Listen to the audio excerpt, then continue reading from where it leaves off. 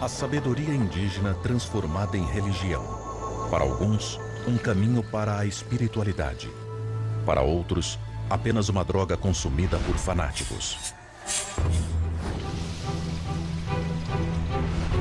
A ayahuasca, uma bebida com propriedades alucinógenas, teria o poder de abrir as portas da percepção. Um jornalista abandona uma vida bem-sucedida em São Paulo para se juntar a uma comunidade do Santo Daime no meio da floresta amazônica.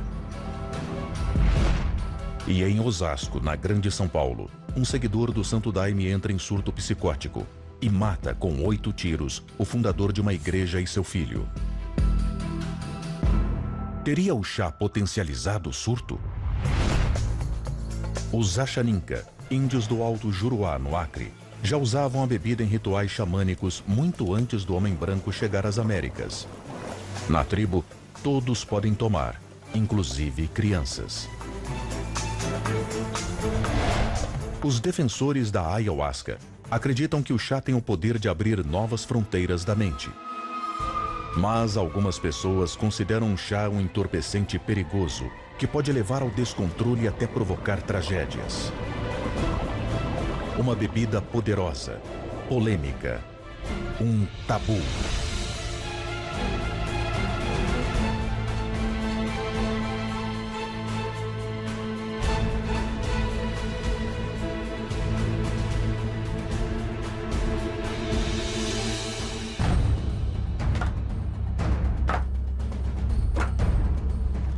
A ayahuasca é feita a partir do cozimento lento de um cipó, o jagube, com uma folha, a chacrona, ambas naturais da floresta amazônica. Para os índios Axaninca, o chá é sagrado, um presente deixado por Deus quando ele precisou ir embora da terra. Falou que estava indo, mas não ia deixar ninguém sozinho. Ele pegou um dos filhos dele, soprou e transformou num cipó, e o outro transformou na roroa, né? Ensinou como preparar e disse: olha, aqui estou presente a vocês todo momento que vocês me precisarem. Ayahuasca significa cipó dos mortos em Quechua, uma das línguas dos índios da América do Sul. Para os Axaninca, o chá estabelece uma ponte entre o mundo físico e o mundo espiritual, o mundo dos antepassados. E é através desses contatos que os conhecimentos seriam revelados e as curas realizadas. Na aldeia, para tomar o chá, basta querer. Não há idade mínima para ingerir a mistura, que mexe com a psique de quem toma. Minha primeira vez eu tinha 8 anos. Eu tomei 5 vezes, mas eu não senti. Depois eu tomei outra vez, eu senti. Assim, deu medo, mas aguentei. Foi muito bom. Assim, chegou assim uma coisa assim, gelando meu corpo, foi subindo. Aí vi assim uma coisa apertando. Aí deu aquela vontade de provocar e eu saí correndo pra provocar. Aí eu acabei de provocar, meu tio disse que era para limpar meu corpo. Quase 50% desta tribo tem menos de 15 anos.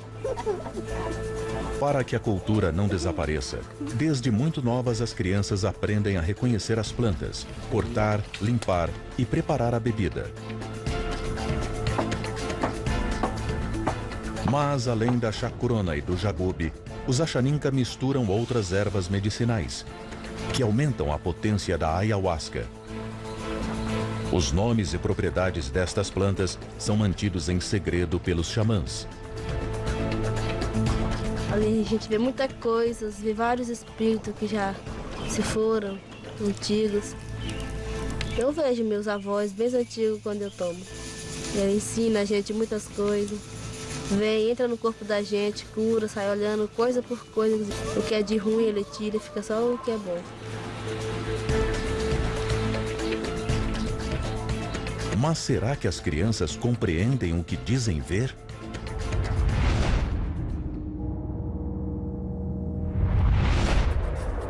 Além do uso ancestral indígena, existem hoje diversas religiões ayahuasqueiras no Brasil. As mais conhecidas e antigas são o Santo Daime, a UDV, União do Vegetal, e a Barquinha, todas originárias do Acre, em meio à floresta amazônica. A UDV e o Santo Daime chegaram aos centros urbanos brasileiros e depois se expandiram para os Estados Unidos e Europa. Calcula-se que mais de 27 mil pessoas ao redor do mundo tomem com frequência a bebida, uma droga psicoativa que altera os padrões de consciência. Quais riscos? Quais perigos podem existir quando a ayahuasca é retirada do seu ambiente de origem e é transportada para as grandes cidades?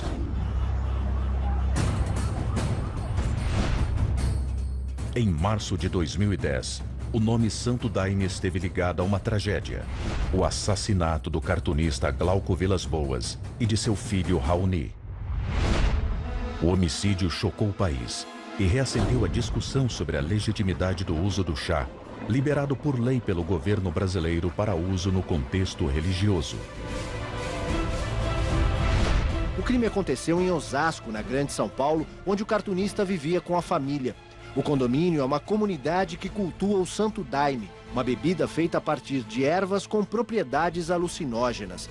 A gente perdeu um homem que sempre contribuiu para a cultura do nosso país. Em 1989, Glauco conheceu o Santo Daime. 4 anos depois, já ministrava pequenos trabalhos da religião na casa onde morava. Mas foi no ano 2000 que o cartunista fundou um dos principais pontos de encontro dos daimistas em São Paulo, a Igreja Céu de Maria. Ele abria as portas para quem quer que chegasse, sem distinções nem preconceitos. Em pouco tempo, os ritos já atraíam cerca de 300 pessoas 3 vezes ao mês. Um destes frequentadores viria a se tornar o assassino de Glauco e Raoni. Carlos Eduardo Sundfeld Nunes, réu confesso do crime, foi diagnosticado posteriormente como portador de esquizofrenia paranoide. Teria o chá o poder de potencializar um surto psicótico? Em tese, em teoria, se a substância pode causar, desencadear algum transtorno mental num sujeito propenso, a melhor resposta é que sim. No Brasil, o número de igrejas que utilizam a bebida aumentou muito depois que o chá foi liberado para uso em contexto religioso. O processo de abertura de uma igreja é muito simples. Basta ir a um cartório com registro de uma assembleia de fundação e estatuto social. Não é exigido sequer um número mínimo de fiéis. Menos de R$500 são gastos nesta empreitada. Os fiéis se reúnem para tomar a bebida marrom, que é descrita como amarga, viscosa, de sabor quase intragável e que muitas vezes causa vômito, diarreia ou crises de choro, efeitos colaterais encarados como instrumentos de limpeza. Quem toma a bebida acredita ainda que ela tem o poder de permitir um mergulho para dentro de si mesmo.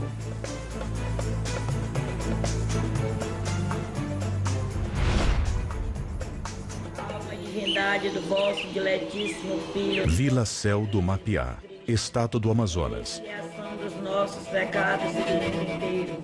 Cerca de 1000 pessoas vivem em torno do Santo Daime. Céu do Mapiá é considerado uma das sedes mundiais da religião. Para seus seguidores, é um lugar sagrado, como o Vaticano para os católicos ou Meca para os muçulmanos, atraindo daimistas do mundo todo. Hoje a comunidade se prepara para mais uma cerimônia embalada pela ayahuasca. Oswaldo Guimarães, ex-jornalista e atual secretário-geral da Associação dos Moradores, também se preparou para o rito, que costuma ser realizado quinzenalmente. 3 dias antes e 3 dias depois, quem participa dos rituais deve evitar a prática sexual e o consumo de bebidas alcoólicas.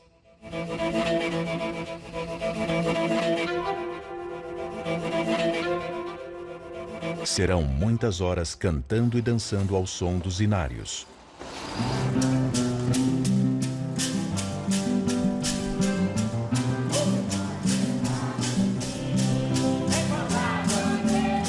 Oswaldo sentiu, desde a primeira vez que tomou chá, que a sua vida havia mudado. Eu estava atrás de uma droga. Eu achei aquilo lá, puxa, deve ser uma droga muito forte, eu vou lá conhecer, né? Mas de cara eu vi que não era, que eu estava enganado. Quando a força veio mesmo, que veio aquela ligação, a planta se apresentou, o que aconteceu comigo foi uma luz muito intensa. Eu perdi a visão e fiquei só na luz. Eu estava de olho aberto e eu abria cada vez mais o olho e eu estava dentro de uma igreja lotada e ficou tudo luz. O que a gente pode dizer que primeiro é uma coisa muito interior, é de cada um, não é igual para todo mundo, é um despertar de outras sensações, de outras sensibilidades, de outras percepções, que a gente possa ter se esquecido por causa das culturas que nos foram impostas, por causa da nossa educação eventualmente repressiva, que ao correr da vida vão tampando os nossos canais de percepção, né? O cipó, ou a CAAP, ela possui substâncias que facultam a chegada do DMT, que é o ator principal, a dimetiltriptamina, ao sistema nervoso central. Então, a combinação das plantas permite com que a dimetiltriptamina chegue, que é a responsável pelos processos visuais ou pelas mirações, como são chamadas, na experiência da ayahuasca. Também pela distorção da passagem do tempo. Existem relatos de que o sujeito faz uma viagem interna e descobre algumas experiências emocionais ou que viaja para fora do corpo. Então, são experiências de distorção da percepção e da experiência. Mas será que todos podem tomar a ayahuasca? Um cipó, uma folha. Mesmo num paraíso ecológico pode acontecer um inferno, como conta o jornalista Jorge Mourão. Ele perdeu seu filho, um seguidor do Santo Daime, que se jogou numa fogueira.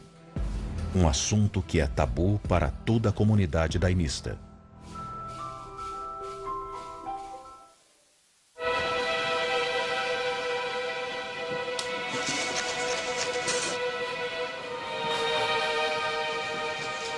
Segredos e polêmicas em torno de uma religião que usa um psicoativo na intenção de guiar seus fiéis em direção a Deus. E que nasceu da miração de um seringueiro. A palavra miração designa as visões que os adeptos do Daime experimentam ao tomar a ayahuasca. O uso do chá nos rituais é permitido no Brasil, mas nem todos concordam com essa liberação. Algumas pessoas acreditam que a ayahuasca é uma droga forte, com efeitos alucinógenos, usada em cultos que promovem uma lavagem cerebral em nome de Deus. Essa é a opinião de Jorge Mourão, jornalista e autor de Tragédia na Seita do Daime. Você, após beber, dentro do ritual deles, você fica com Deus dentro de vocês. Vocês vão de convir que isso é, no mínimo, uma pretensão, não é, sem tamanho. Quer dizer, que eles descobriram ou não, eles passaram a utilizar uma substância que já existia, que faz você ficar possuído por Deus. Isso realmente seria a solução para todos os problemas da humanidade, né? No livro, Jorge Mourão conta a terrível história da morte de seu filho adotivo. O jovem Jambo, adepto da religião, se jogou numa fogueira no céu do Mapiá, em 1992. O primeiro contato de Jambo com Santo Daime foi em uma igreja em Visconde de Mauá, Rio de Janeiro, para onde o garoto se mudou. Ao falar com o filho pelo telefone, Jorge sentiu que alguma coisa não andava bem. Eu achei ele com um comportamento estranho. Logo depois, o Jambo aparece lá. O que tá fazendo aqui? Não, eu fugi. Fugi. Eu falei, como fugiu? Fugir, quem foge é quem tá preso. Aí ele me contou que ele estava sofrendo muitas restrições na seita. Apesar dos protestos dos pais, Jambo insistiu. Resolveu ir para o céu do Mapiá, onde imaginava encontrar os discípulos diretos dos fundadores do Santo Daime. Em Boca do Acre, última cidade antes de adentrar a floresta, Jambo ligou para o pai. Ele ligou. E foi a última vez que eu vi a voz dele. Pouco tempo depois, um membro do Santo Daime foi à casa dos pais e informou que Jambo tinha morrido. A versão é que ele teria se jogado numa fogueira. Ou seja, eu acredito que ele pode ter sim se jogado numa fogueira por desespero, por desilusão total. A versão dos dirigentes do céu do Mapiá é diferente. Num comunicado oficial, afirma-se que Jambo chegou à igreja de Visconde de Mauá trazido pela própria mãe. Segundo esta carta, ele apresentava um quadro vital bastante grave. Dependente químico, filho de pai biológico alcoólatra e esquizofrênico crônico. É dito ainda que após 1 ano e meio em Mauá, Jambo teria apresentado o que a carta define como condutas bizarras. As lideranças daimistas teriam avisado a família que desaconselhavam a viagem para o céu do Mapiá, pois acreditavam que o garoto precisaria de atendimento terapêutico especializado. Mas Jambo chegou na comunidade sem avisar. E antes que houvesse tempo para tomar qualquer providência, aconteceu o desfecho trágico. Eu não recomendaria a nenhum paciente tomar ayahuasca. Eu acho que, com base na evidência científica, se alguém procura ajuda, não há nenhum dado publicado que autorize um médico a recomendar a ayahuasca. Isso é importante de ser dito.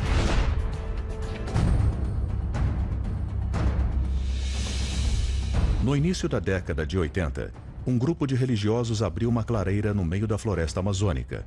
Escolheram um lugar para ser uma das sedes do Santo Daime. Aos poucos foram construindo a vila, que hoje conta com mais de 200 casas erguidas pelos próprios habitantes, uma escola, um posto de saúde, refeitório coletivo, um pequeno comércio e pousadas para receber os visitantes. Praticam uma agricultura de subsistência e, embora o dinheiro circule na comunidade, é possível ainda obter produtos em troca de trabalho. Alguns passam, outros ficam, como Oswaldo Guimarães, um jornalista que há 20 anos deixou uma vida estruturada, família e amigos, em troca do que ele interpretou como um chamado. Eu morava na cidade de São Paulo, no centro de São Paulo, né? Eu tinha um apartamento, trabalhava como jornalista, assessorava sindicatos, políticos, fazia campanhas eleitorais, empresas, e tinha uma vida bastante agitada, né? Boa tarde, céu do Mapiá. Hoje, a partir das 7 horas da noite, na igreja, o inário do Padrinho Sebastião. E no começo realmente até me deu dúvidas. Poxa, eu larguei minha carreira, meu bom salário, meu bom apartamento, minha boa vida, para estar aqui ganhando um salário mínimo, ralando, suando debaixo desse calorão. Será que eu fiz o certo, né? Esse é um chamado interior, que é para cada pessoa. Então, se a pessoa receber um chamado interior, olha, você vai lá tomar aquela bebida que vai te ajudar, também não há quem remova ela disso. Hoje é dia de tomar o Daime. Para os adeptos, é mais um dia de reafirmar a fé na religião, de mais um trabalho de autoconhecimento, de encontro com Deus.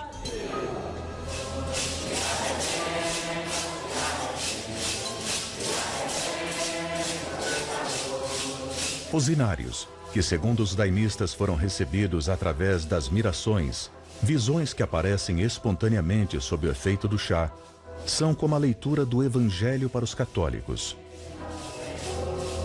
As letras contêm toda a filosofia da religião.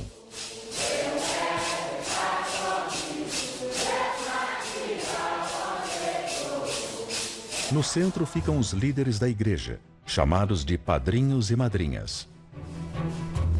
Os mais novos dançam a noite inteira. Permanecem em pé num bailado ritmado, 2 passos para a esquerda, 2 para a direita, dentro de um retângulo desenhado. É um exercício de disciplina que coordena mente e corpo, ordena o cérebro e molda o caráter, acreditam os daimistas. Crianças e pessoas mais velhas são autorizadas a se sentar. Mas todos têm que estar na força, que é como eles chamam o transe coletivo que a ayahuasca proporciona.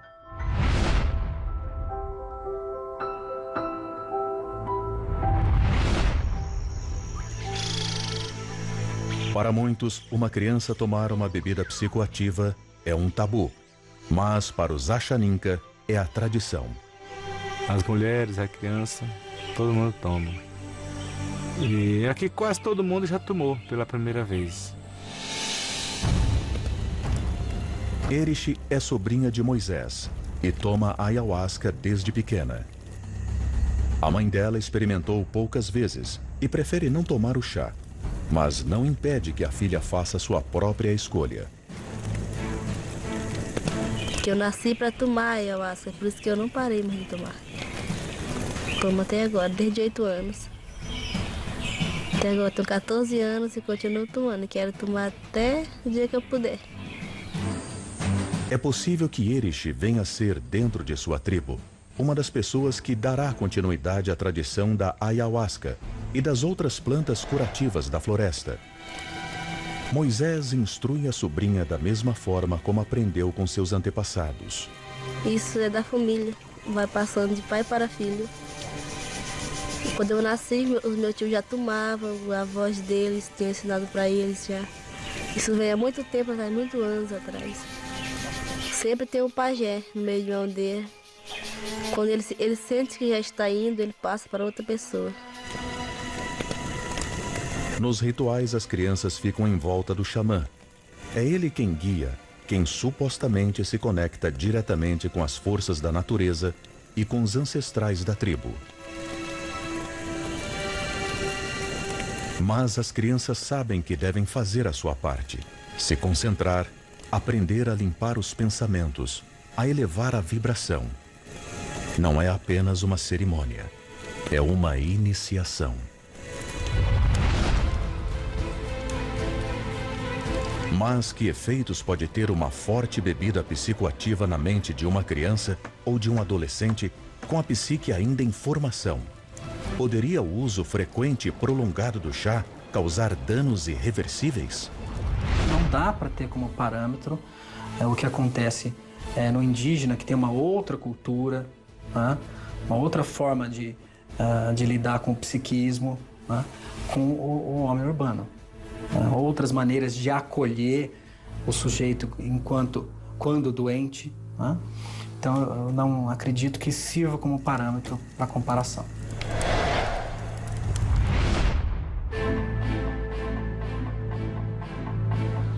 A ayahuasca é o ponto de conexão entre o ritual dos Achaninka e a cerimônia do Santo Daime.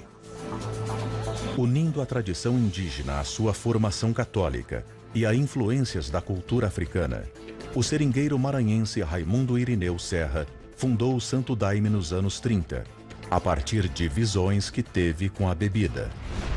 O mito de origem da religião conta que Mestre Irineu teria entrado em contato com uma entidade. Junto com os primeiros hinos que teriam sido ditados por esta entidade, surgiu também o nome da nova religião, Santo Daime. A palavra Daime é um rogativo, né? Daime força, Daime amor, Daime compreensão, mas de uma forma sagrada.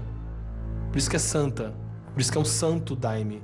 É uma forma de você ter esses dons, né? O dom do amor, o dom da compreensão, o dom da paz, mas vindo diretamente de Deus.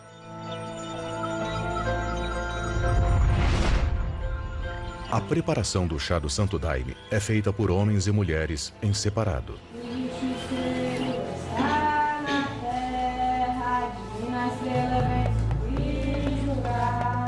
Aos homens cabe a função de cortar e limpar o cipó jagube. As mulheres separam as folhas da chacrona. Eles trabalham em silêncio. Elas entoando hinos. E são os homens que colocam a mistura no fogo. A produção no céu do Mapiá é intensa e concentrada. Muitos adeptos do Santo Daime procuraram a doutrina para se livrar da dependência do álcool ou das drogas.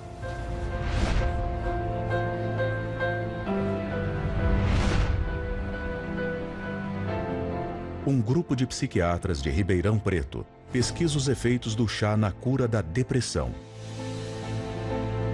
Seria a ayahuasca uma droga ou um remédio?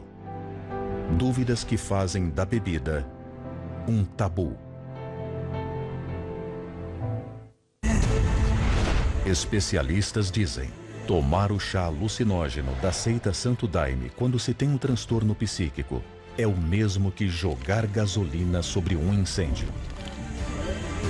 Dependentes usam o chá para se livrar das drogas. Casos ainda estão em estudo pelos médicos que não sabem qual é o efeito da bebida psicoativa sobre o vício. Toda essa polêmica, que apareceu em revistas e jornais em março de 2010, está de certo modo ligada à morte do cartunista Glauco. Ele foi assassinado na igreja que construiu em seu próprio terreno. Segundo seu irmão, ele e outros membros da família procuraram o Santo Daime para se livrar da dependência química. Foi uma cura familiar, que era eu, Glauco, Orlando, e esse meu irmão mais velho tinha problema de alcoolismo grave, e os outros todos, né, com o pé na jaca ali, drogas, cocaína, aquelas coisas todas. E eu saí da cocaína. Tava com o pé atolado quando o Glauco me chamou. Tomei o Daime, nunca mais quis saber, nunca mais. O Glauco curou muita gente, a ponto de pessoas no meio do trabalho entregar um tablete assim de quase meio quilo de crack para ele, assim, ó, lá na mesa. Ó, vim trazer para você. Mas, por ironia do destino, uma das pessoas que procurou a ajuda de Glauco na igreja veio a ser a mesma que matou o cartunista e seu filho numa tragédia que abalou o Brasil. Pela manhã, amigos de Glauco e do filho Raoni já chegavam para saber notícias e prestar homenagens. Infelizmente, agora eu estou sabendo disso e vim aqui trazer meus sentimentos. Hoje é um dia de extrema tristeza, assim, e de constatar uma perda gigantesca. Já haviam indícios de um desequilíbrio e é importante que a pessoa tivesse sido encaminhada para tratamento. Um detalhe importante pode ter sido omitido aos integrantes do Céu de Maria. A mãe e a avó de Cadu também sofrem de esquizofrenia. Parece que é uma pessoa psiquiatricamente muito comprometida. Então ela é uma pessoa que correria o risco de cometer isso independentemente do uso de qualquer substância, mas eu acho que se ele tinha realmente um quadro psicótico que ele passa a consumir ayahuasca, o risco de ele se descontrolar ou fazer tomar algum tipo de medida radical ou inadequada aumentaria com o uso de ayahuasca. Cadu está preso em um manicômio judiciário e foi declarado inimputável, ou seja, incapaz de responder por seus atos. O Brasil é entre os países em desenvolvimento o que apresenta a maior taxa de depressão. 18,4% da população já teve um episódio depressivo na vida, segundo dados da Organização Mundial de Saúde. Normalmente, um antidepressivo ele leva em torno de 15 a 28 dias para começar a fazer efeito. Com a ayahuasca, a gente começou a observar esse efeito antidepressivo já nas primeiras horas. Apesar de o chá em laboratório ter apresentado respostas muito rápidas em quem sofre de depressão, os pesquisadores afirmam que o trabalho não é conclusivo. Há que se observar em populações maiores e acompanhar os resultados durante muito mais tempo. A fisioterapeuta Luciana Mignoli frequenta o Santo Daime, mas agora ela vai ter uma experiência diferente. Vai tomar o chá num laboratório, onde tudo é controlado. Pressão arterial e batimentos cardíacos serão monitorados todo o tempo que Luciana estiver sob o efeito da bebida.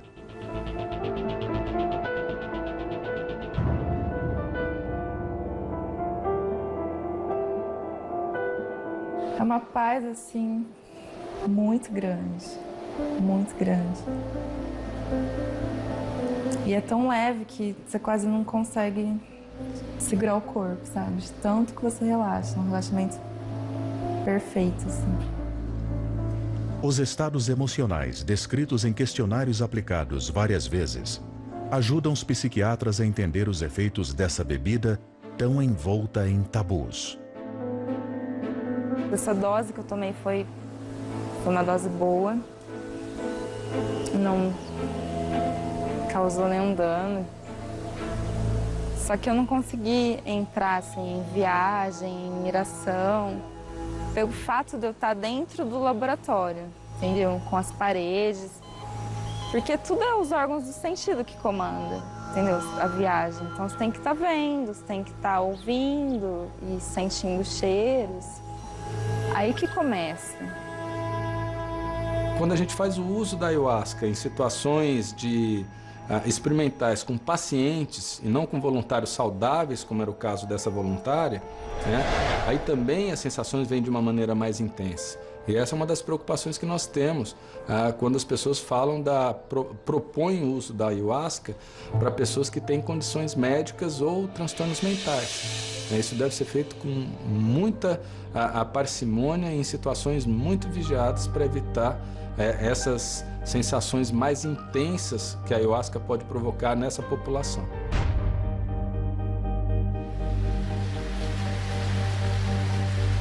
Céu do Mapiá, uma das sedes do Santo Daime, um lugar de difícil acesso e com uma vida espiritual intensa, que gira em torno da produção e uso de uma bebida com fortes efeitos psicoativos.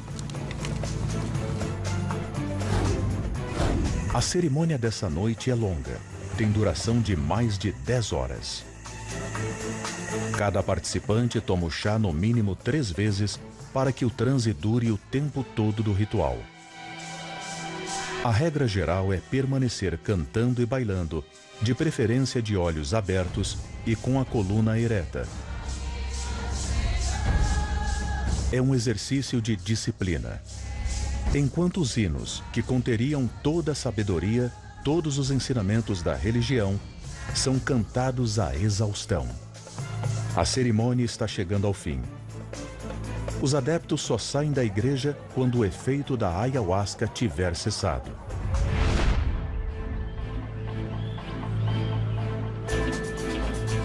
Mas o CONAD, órgão que regula o uso da ayahuasca no Brasil, não recomenda o uso do chá para pessoas que estejam tomando certos remédios de tarja preta, que poderiam interagir com a bebida. Por essa razão, e também para evitar que pessoas em condição psíquica delicada tomem a bebida, os adeptos do Daime fazem uma entrevista com aqueles que procuram a doutrina, uma espécie de triagem. Você está fazendo algum tipo de tratamento, tomando algum tipo de remédio? Nenhum. Mas como descobrir por um questionário se a pessoa é ou não portadora de uma doença psíquica? Já consumiu algum tipo de droga? Muitas vezes, nem ela mesma sabe, o que faria do questionário uma mera formalidade.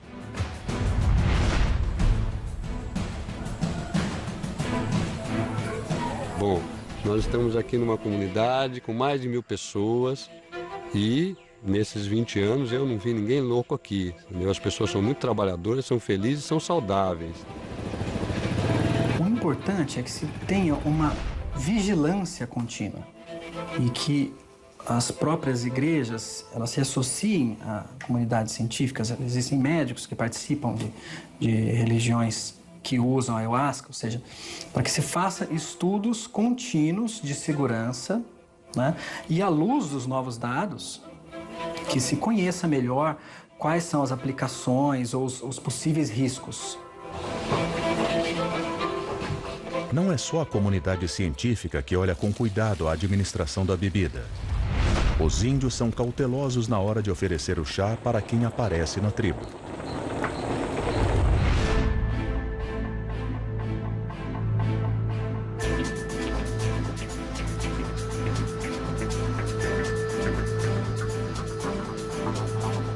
O uso da ayahuasca, uma tradição indígena milenar, vem se popularizando desde a década de 30, quando surgiu no Brasil o Santo Daime.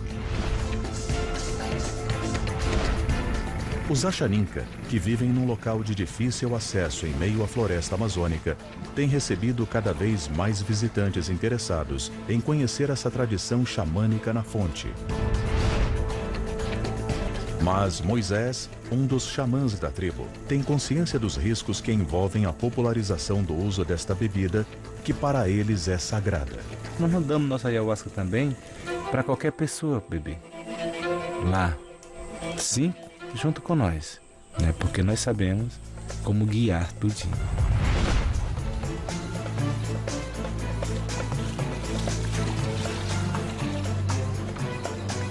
O cuidado, o respeito com o ritual da ayahuasca é transmitido de geração a geração.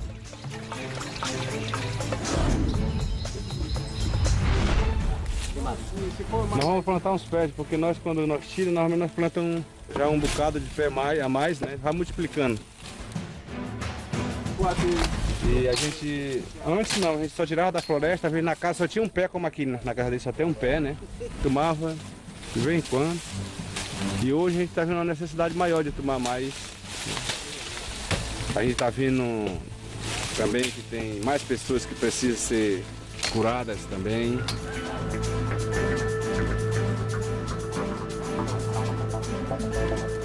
A ayahuasca é cada vez mais objeto de pesquisa pelo mundo acadêmico. Dentro das religiões ayahuasqueiras, a bebida que altera padrões mentais é usada por crianças e mulheres grávidas. A liberação do chá pelo governo brasileiro foi o reconhecimento da liberdade religiosa. Mas será que garante o uso responsável?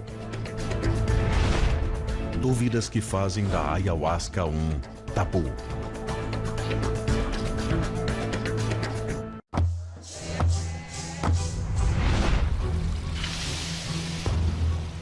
A ayahuasca, uma bebida que é feita, segundo aqueles que a consomem, com duas plantas de poder.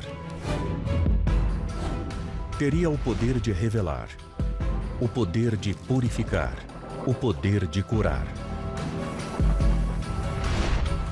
Mas o forte efeito do chá, que pode produzir visões, vômitos e estados emocionais intensos, faz com que a ayahuasca seja considerada um tabu. No Brasil, o chá é liberado apenas para uso religioso. Ele não deve ser objeto de propaganda e é proibido comercializar a bebida. Existe uma lei que assegura a liberdade de culto religioso. E é em cima disso que, juntamente com a fundamentação científica da falta de evidências de um prejuízo, de um dano decorrente do uso de ayahuasca, se sanciona esse uso religioso. Mas se a fiscalização parece um desafio, a liberação do uso da ayahuasca pelo governo brasileiro esteve condicionada a uma série de longas pesquisas. As conclusões se baseiam em uma série de estudos de diversas áreas do conhecimento, antropológicos, sociológicos, médicos, psicológicos, que mostram, que apontam que o uso dentro de um contexto ritualístico é um uso protegido, um uso que não teria problemas. Um estudo feito pela Universidade Federal de São Paulo, com colaboração científica da Universidade da Califórnia, revelou resultados surpreendentes do uso da ayahuasca por crianças e adolescentes. esse uso de ayahuasca pelas mães desde a gravidez ou desde a infância ou desde de uma idade muito precoce, não provocou alterações significativas nessas pessoas. A gente inclusive encontrou que o grupo que usava ayahuasca tinha menos transtornos de atenção e as meninas tinham menos problemas de imagem corporal do que o grupo de comparação. Então a gente só identificou efeitos benéficos. Há estudos laboratoriais com ratos feitos na Faculdade de Ciências Farmacêuticas da USP, que mostrou que em doses 5 a 10 vezes maiores do que a utilizadas nos rituais religiosos em seres humanos, doses equivalentes a 5 a 10 vezes mais, poderia causar diminuição do peso ao nascer, eventualmente alguma osteopatia. Mas esses dados são preliminares, enfim, ainda não está avalizada, não está garantido que assegure em gestantes ou em crianças, enfim. Os grupos ayahuasqueiros não aceitam a classificação do chá como sendo alucinógeno. É assim tanto no Santo Daime, uma das primeiras e maiores religiões não indígenas a usar a bebida no Brasil, quanto na UDV, a União do Vegetal, fundada nos anos 60 e que já soma mais de 15 mil membros ao redor do mundo. Para eles, a palavra que define sua bebida sagrada é outra. Um grupo de etnobotânicos, da Califórnia se reuniu para pensar numa terminologia que não tivesse uma carga pejorativa, como tem esse termo alucinógeno, e esse grupo propôs o termo enteógeno, que a tradução aproximada seria Deus dentro, quer dizer, é uma experiência de lucidez e não é uma experiência alucinatória. A discussão entre o termo alucinógeno ou enteógeno é uma discussão muito difícil. O termo enteógeno ele carece de cientificidade. Então, a substância faz com que entre em contato com poderes sobrenaturais que de fato existem na visão desses grupos. Se no futuro houver estudos apontando para um efeito antidepressivo ou anti-ansiedade seguro, então isso vai mudar o modo como a sociedade vê a substância. Os estudos disponíveis de segurança, eles contam com amostras relativamente pequenas.